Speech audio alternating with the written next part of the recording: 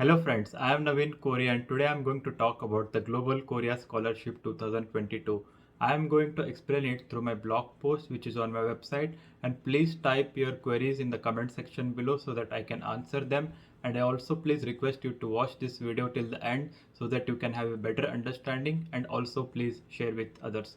So let's go ahead. So friends, here is my blog post on my website, the link of which you can find in the video description below. So first of all, Global Korea Scholarship is designed to provide international students an opportunity to study in Korea, which will also enhance international education exchange and deepen mutual friendship between Korea and the participating countries. Coming to the eligibility, so first of all, your nationality. So all the applicants should be a citizen of the need designated countries, which are more than 70, and India is a part of it, and you can find the full list on the GKS website. Coming to the educational background, so if you're applying for master's program, then you need to have a bachelor's degree or its equivalent, and if you're applying for a doctoral program, then you need to have a master's degree or its equivalent. And if you're applicant of the research program, so you need to have either a master's or a doctoral or a master's plus work experience in the respective fields. And if you're graduating this year, so by August 2022, you are still eligible to apply for these programs, provided you are able to provide a certificate of expected graduation. Coming to the score report, so it will be very beneficial if you have a Korean or English proficiency test scorecard, which is either IELTS or TOEFL or TOPIK, etc. And coming to the grade, so your minimum CGPA must be 2.64 out of 4 and above 80% on a 100-point scale, and you need to be ranked in the top 20% within your class. Coming to the age limit, so you must be under 40 years of age, so you have to be born after September 1, 1982. Coming to health, you need to have good health, both mental and physical. And previous or and current GKS scholars who meet additional criteria are eligible to apply, which you can find on the GKS website. Coming to the programs, duration, available seats, and quota. So totally, there are these three programs. Master's and doctoral degree, you need to compulsorily study 1 year of Korean language before you start your program. So totally, master's degree will be for 3 years and doctoral degree will be for 4 years. And for research program, it is either 6 months or 1 year. Coming to the application track, so there are basically two tracks: embassy track and the university track. And for embassy track, there are totally 648 scholarship, and for university track, there are totally 730 scholarships. So first of all, coming to the embassy track, so there are two type of institution, type A and B. So there are 24 in type A, 32 in type B, and research any of this type A or type B. So for general, there are 603 scholarships for students from 136 countries, and for Indians, 22 scholarships are reserved. And for overseas Koreans, there are 20 scholarships from 12 countries, and Korean language teaching professionals, there are 15 scholarships for students from 9 countries, and one is reserved for Indian students. And coming to the research program, there are 10 scholarships for students from 136 countries, and for Indian student, one scholarship is reserved.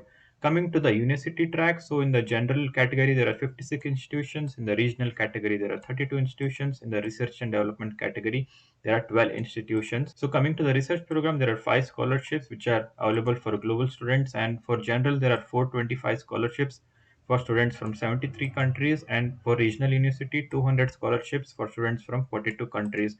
So for Indian students, there are 30 scholarships reserved here, in which 19 fall for the general and 11 fall for the regional. And for the research and development program, which is the new program established this year, so there are totally 100 scholarships, and applicants from all countries can apply to this program. So totally there are 1378 scholarships available this year, in which for Indian students in the embassy track there is 22 plus 1 plus 1, and in the university track there are totally 30. Coming to the scholarship benefits, what does the GK scholarship cover? So first of all, it covers your airfare, which is given at the time of initial entry and the final departure, and the settlement allowance of 200,000 Korean won, which is roughly equal to 12,600 Indian rupees, which is given at the time of initial entry. And for masters and doctoral program, the monthly allowance is 1 million Korean won, which is roughly 63,000, and for research, it is 1.5 million won, and which is given beginning of each month. And coming to the medical insurance, language training fee, and the tuition, it is directly given by need to the university, so you need not worry about this. But they cover your insurance and the language training fee and the tuition. Coming to the Korean proficient grant, which is given beginning of each month, 100,000 Korean won. Research support grant, 210,000 to 240,000 Korean won, beginning of each semester twice a year. And thesis printing fee, 500,000 to 800,000 Korean won, depends on the actual expenses. It is given once in your program. And degree completion grant of 100,000 Korean won is given at the time of final departure. So these four are given directly to the scholars, and these four are also given directly to the scholars. These three are taken care by the university. Coming to the list of documents you need to submit for all these programs. So application form is required for all the three programs, personal statement is required for all the three programs, study plan is required for masters and doctoral, and research proposal is only required for research program, and one letter of recommendation is required for all the three programs. Letter of invitation is required for the research program, and GKS applicant agreement is required for all the three programs. Personal medical assessment form is required for all the three programs. And depending on whether you're applying for masters or PhD, you need to have a bachelor's or master's transcript, and for research you need to have doctoral graduation certificate and transcript, and also certificate of employment might be required for the research program. And applicants or parents proof of citizenship and family relationship is required for all the three programs, and rest these are all optional, so you need not worry much about these. And you can also submit score report of valid topic or English test, which is optional for all the three programs. And if you have any published books and research paper, copy of awards and other certificates, you can upload it, and you can also use them in your application. But these are all optional, and your passport copy is optional. But it's good to have a passport copy, and also it's good to have the scorecard and also any published papers or books, because it will only increase your chances of getting the scholarship.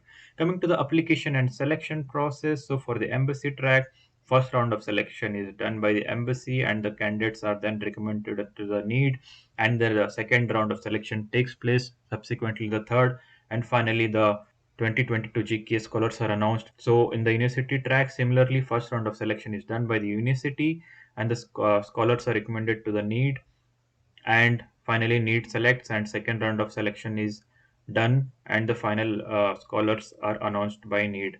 So coming to the selection schedule, so for the embassy tracks, first round of selection takes place between February to March, and the successful applicants for the first round will be notified in early April by need, and the second round application goes in late April, and the third in the late May, and the final scholars will be announced in late June. Coming to the university track, this first round of selection takes place between February to April, and the successful candidates of first round would be intimated in late April, and the second round of selection takes place in the late May, and the final scholars will be announced in the late June.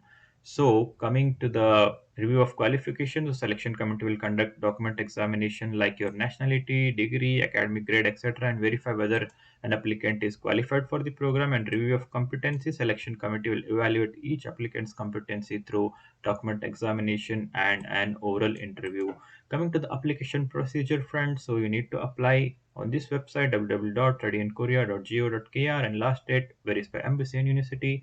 Usually there is no application fee. And method of submission, each embassy and university who conducts the first round of selection may have their own document submission guidelines, so please check with the respective institute before submitting application.